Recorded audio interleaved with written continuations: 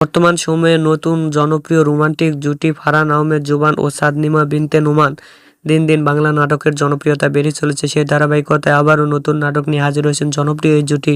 নাটকটির নাম ভুল নামের ফুল। এই নাটকটিতে অভিনয় করেছেন বর্তমান সময়ের আলোচিত অভিনেতা ফারহান আহমেদ জুবান ও আলোচিত অভিনেত্রী সাদনিমা বিনতে নোমান।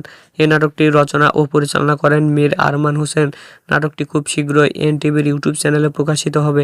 আপনারা দেখতে চাইলে অবশ্যই এনটিভি চ্যানেলে চোখ রাখুন এবং নতুন নতুন নাটকের আপডেট পেতে হলে অবশ্যই চ্যানেলটিকে সাবস্ক্রাইব করে রাখুন। পরবর্তী ভিডিওর জন্য অপেক্ষা করুন।